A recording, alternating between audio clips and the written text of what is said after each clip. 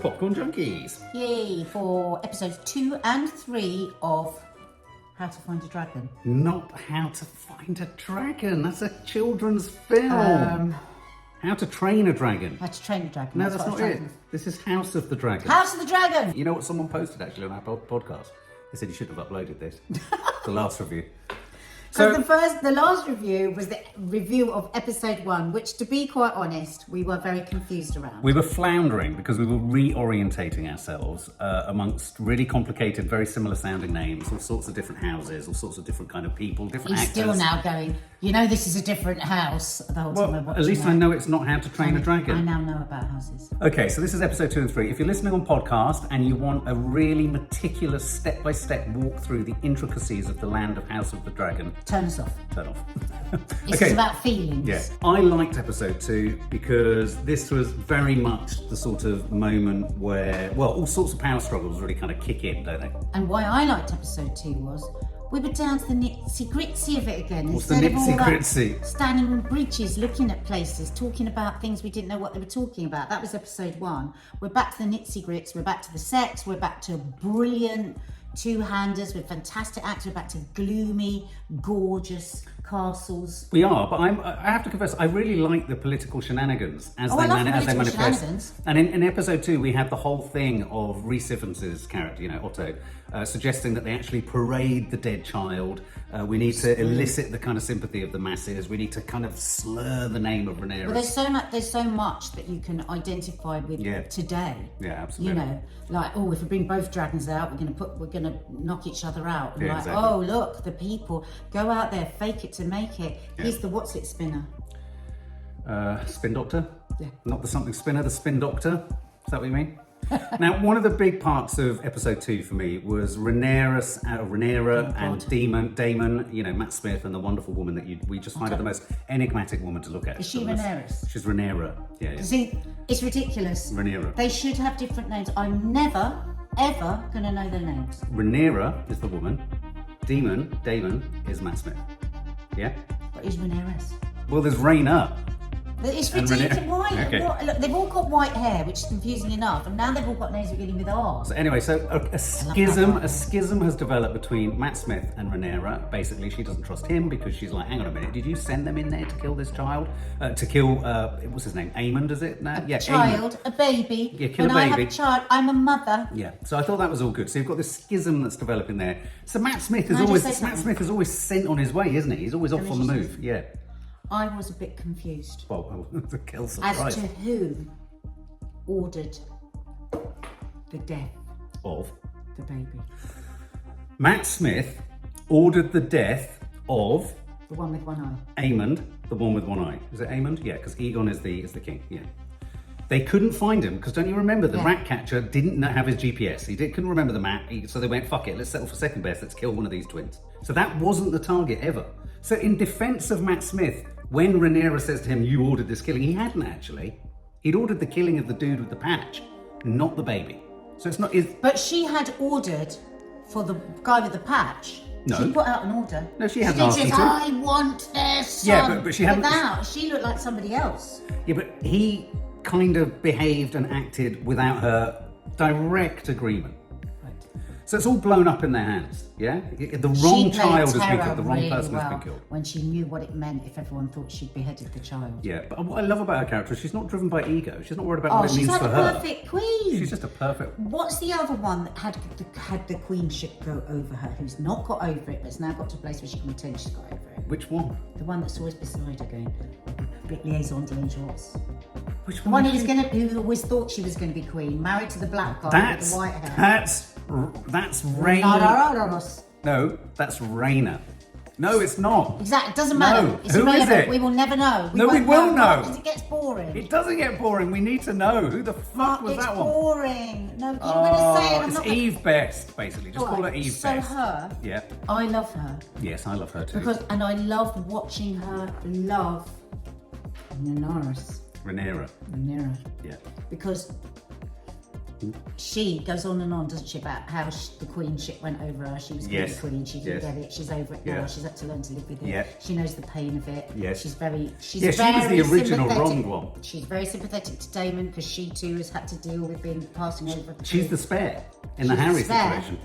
But very smart. Very smart. And has stood, and you see her growing pride, and you see that she's decided I can be a queen in a way. So she's become her confidant. She's become her hand. She's become her chief whisperer. Her aide.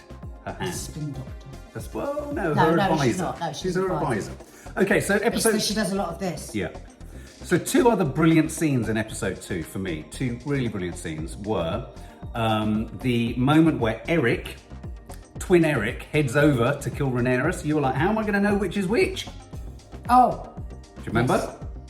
Once I saw them crisscrossing in the castle, I was like, oh God. But it was very good when the guard came on and went, which is Eric? I felt they could have played that a little bit more. No, they didn't need it anymore. I did like the fact that Rhaenyra was reduced to a sort of, simpering kind of woman in the corner. I felt she was stronger. Fucking terrifying. She had no sword. No and she had 2 maniacs with massive swords. Did you also notice how she asked for some help to go to sleep? And they said, I'll go and get you some. Yeah, he went, what's a draft? What's a Here draft? we go, here's the addict.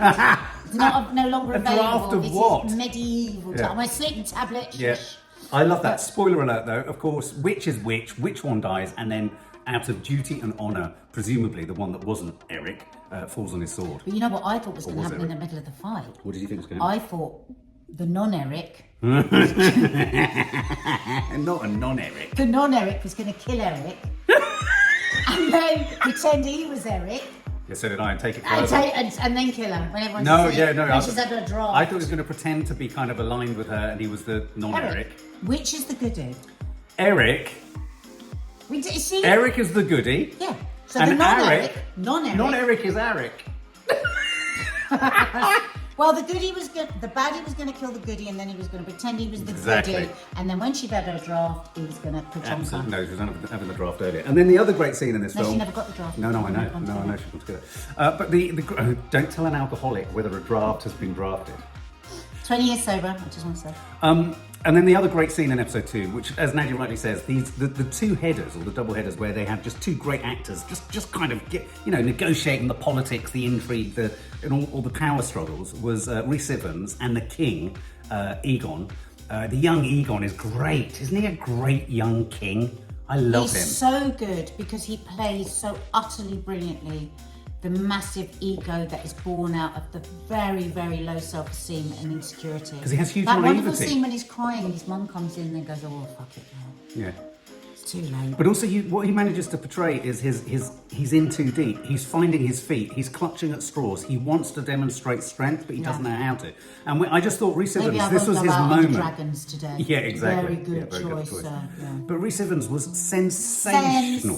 Sensational as he loses his kind of... So good in it. Yeah. And it was really... I loved the scene when he comes in raging when he's hung all the rat catchers. That's the scene. Because it was such a surprise. Because when he says you've killed innocent men, you sort of think, but he did it so well because it was ambiguous. Is he now upset about innocent men, or is it he's upset about his plan? Exactly. Because you fucked up the PR here because you've gone and killed innocent men. Absolutely. And of course, what about the old Randy soldier who's been promoted so quickly in that scene? Oh, the Randy. I don't know his name, sorry. I was thinking, when you said old, he's not old. The old Randy. No, I know. I realised now you meant old. Well, no. So Randy Soldier. What's his name? Christoph. Doesn't matter. No, everyone knows. Right. Who knows Christon, what we mean when we say Kristen. If I say the Randy Soldier, are you going to get to it quickly? I'd get it if you said Randy, not old. So anyway, I loved watching Rhys Ifans get thrown out. Did you think Rhys Ifans knew he was going to get thrown out? Was he pushing for it? When he said, But you would not dare. Yeah. What did he say? He didn't. You impetuous pup. It was Shakespearean. Shakespearean. Anyway, so now Kristen, the randy old soldier, is the king's hand, which is not good. He worries me. And we have good reason to be worried, because episode 3, it all kicks off even further. So I guess you hate at the beginning of episode 3 where you had 2 feuding families kind of in the middle of a field. I bet you're like, what the fuck is I was like, oh God, we've gone back to the opening of episode 1. So you don't like the broader geopolitical kind of setup? Well, I do, but I like to hear about it in the castle. I don't want to go out and see bit part players. Fair dues. Nothing to do with the actors. The actors are great, but we know you're going to be dead in a minute, so we don't care. We don't invest. Fair dues. Fair dues. So in this episode, we've very much got Demon Targaryen, Matt Smith. He's headed off. He's gone to this incredibly ghostly Lord of the Rings style fucking. I loved all that. The fort.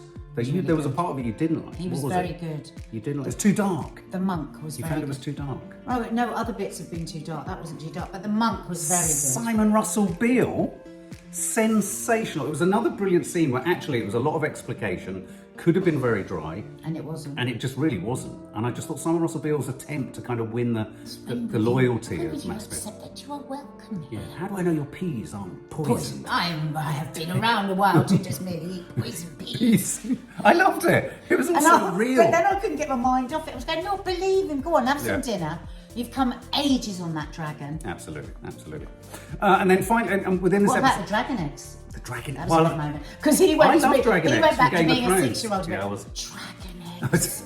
No, yeah, they're dragon eggs. But I loved it. You're right. You mentioned earlier the way in which the eggs and the dragons are really a sort of metaphor for mutual nuclear destruction. Send out the dragons. No, if we do, they will. Well, they will destroy us all. Yeah, exactly. I love all that stuff. But episode 3, I think, will be notable for the brothel scene. It will also be notable for the head of whispering, the master of whisperers, the horrible guy in the shadows. You know, the one with the walking stick who has a foot fetish? Yeah, I mean, his foot fetish is like, whenever he walks through a door, I think, foot. Do you? But he has been quiet these first 3 episodes, and I get scared when he comes through the door because he's so evil. He's so hideous. And it's like, what's he going to do? Because he thinks of terrible things to do to people. That's why I'm a bit dreading him, because he's obviously going to come to the fore now. I felt episode 3 was proper full-on foreplay. I loved We were being fiddled with in a beautiful Mark! Don't say that. It makes some people feel sick. I think they are trying to get us excited about what's coming, and I know that from episode 4 it all gets turbocharged. So all the pieces on the battlefield will be placed in the right place. The King's what? The one that is... Don't try and say his name, because it'll be wrong. Which one? The one with the eye. What, in the brothel? What about him? He's got mummy issues. He's got huge mummy issues. I thought he was going to have a nappy. We saw those earlier. But wasn't that scene just chilling? Because he loves her. He loves that. And then when he came to and he stood up and he went, all have her. Oh my God. And then he walked out. He's very thin. He's frighteningly I think that's part of his character. No, but I'll tell you what I love about his character. We've been taken... This is what I like about Game of Thrones. They've taken us one way with him. Yeah. And because of his look, you just think out and out villainy. But he's turn the out most that he vulnerable. could be the good king. What was the penny that he found under the table? Yeah, I don't understand that. But just prior to that brothel scene, we've also had parked into the fray, just to confuse us even more, a so-called half or illegitimate child of the king, a half-brother to Daemon. Yeah, but do we believe him? Well, why would they put it in there? They were at the pub and Because then he's suddenly the after king something. bails in and it's all kind of kicking off. Anyway, so, and then we had... I think he's going to become a raging alcoholic, that king, because of the ego running down over The king, Aegon.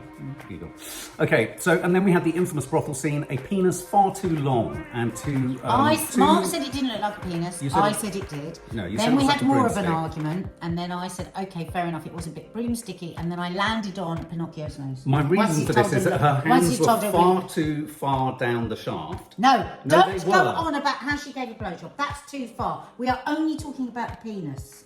Don't talk about her. No, I'm not talking 'Cause about I her felt sorry efficient. for her. I felt sorry for her too, but my but you point. keep saying yeah, she but was the rubbish. authenticity, not rubbish as in You she did. was, You said, oh, she's not told No. me. She doesn't know how to do one. I don't like because it. she was given something that was being held at the end. It was Mark. not. It was not believable. It wasn't believable, Mark. but it's caused a lot of outrage. No, but you made out it was her fault. I'm not suggesting You for a did. minute. On It's Coffee a Moment poor this brothel. morning, you said she'd obviously never done a blowjob. Who?